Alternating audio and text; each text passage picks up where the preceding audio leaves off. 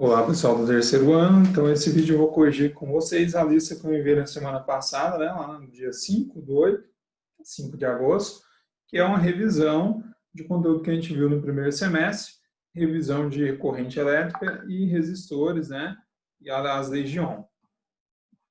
Então, a primeira atividade é justamente sobre corrente elétrica. Imagine que numa seção S de um condutor passe uma carga Q igual a 50 coulomb, durante um intervalo de tempo t igual a 10 segundos. Letra A. Qual é a quantidade, qual é a intensidade da corrente elétrica que passa por esse condutor? Então, o que a gente precisa fazer primeiro? Tirar os dados do problema. Né? Então, nós temos ali que a carga é de 50 coulomb e que o intervalo de tempo é de 10 segundos. E para calcular a corrente elétrica, nós temos essa fórmula simples, né, que é a corrente nada mais é do que a quantidade de carga por intervalo de tempo.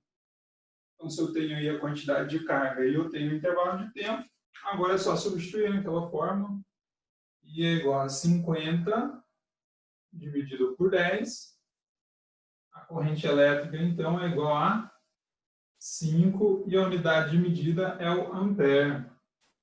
Então, essa é a letra A. Era só substituir na fórmula. Se a gente voltar para a lista, lá na letra B, vai pedir para a gente qual é a quantidade de carga que passa pela seção durante um tempo t igual a 6 segundos. Então, na letra B está pedindo a quantidade de carga, porque mudou o intervalo de tempo, né? Passa 50 coulomb de carga no intervalo de tempo de 10 segundos. No intervalo de tempo de 6 segundos, qual é a quantidade de carga que passa? Então, na letra B, nós temos novos dados aí. Na letra B, nós já temos o valor da corrente elétrica, porque ela foi calculada ali na letra A, então, de 5 amperes. Nós temos também na letra B o intervalo de tempo, que agora o intervalo considerado é de 6 segundos, e é para determinar a quantidade de carga. Então, mais uma vez, só substituindo essa fórmula, vai ficar corrente elétrica, que é igual a quantidade de carga dividido pelo intervalo de tempo. Daí é só multiplicar cruzado, né? Coloca aqui sobre 1. Q vezes 1, Q. 5 vezes 3, 30. 30 coulomb é a quantidade de carga, então, que passa por esse fio condutor no intervalo de 6 segundos.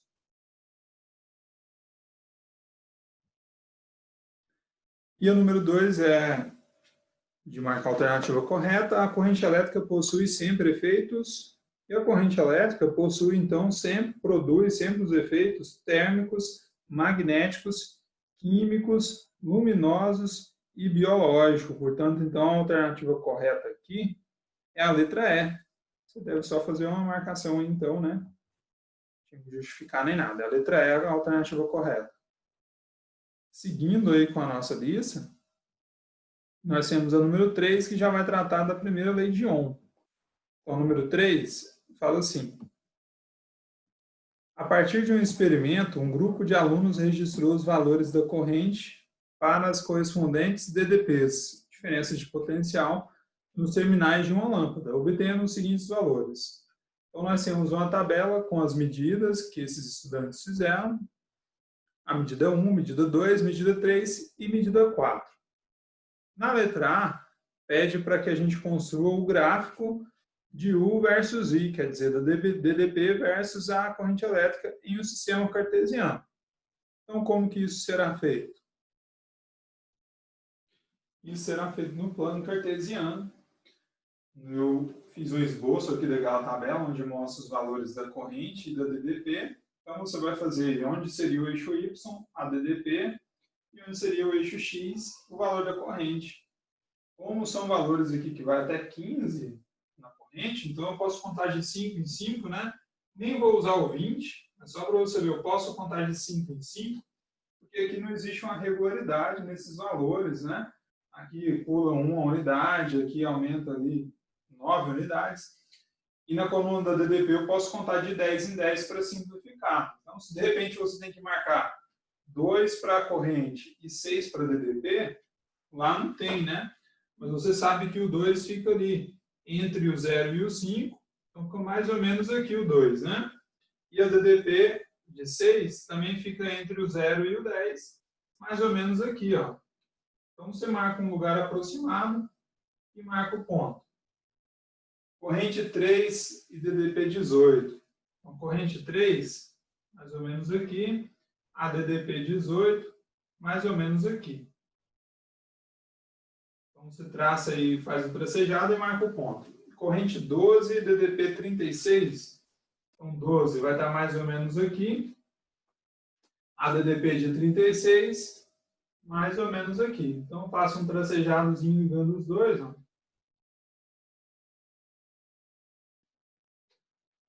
Corrente 15, DDP 45. Então, a corrente de 15 e a DDP de 45, mais ou menos aqui. Então, assim, a ideia seria que o gráfico aqui ficasse uma reta, né?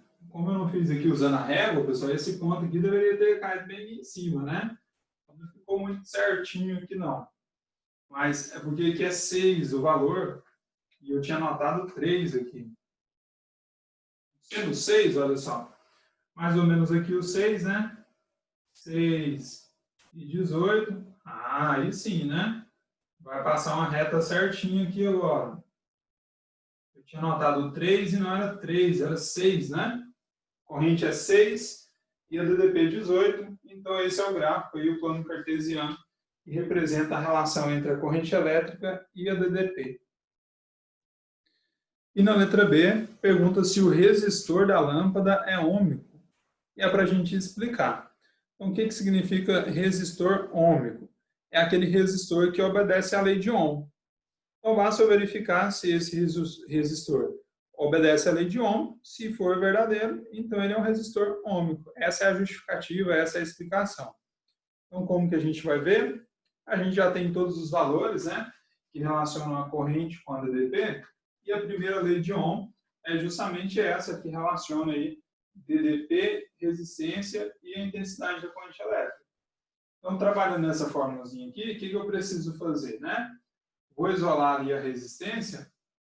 Resistência é igual a DDP dividido pela corrente. Então, eu vou verificar se isso é verdade. Se qualquer valor de DDP dividido pelo seu valor correspondente da corrente, vai dar sempre o mesmo resultado. Como eu vou fazer isso? Olhando naquela tabela, né? Ó, quando o DDP é 6, a corrente é 2. Então, eu vou fazer isso. Vou dividir 6 por 2. Tá quanto? 3. 3 ohm é a resistência desse resistor. Se eu pegar o segundo valor lá da tabela, eu vou ter ali 18 dividido por 6. Que também vai dar 3, ou seja, a mesma resistência.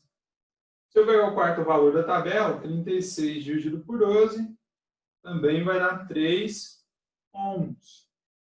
E se eu pegar o outro valor, 45 dividido por 15, também vai dar 3 ohms.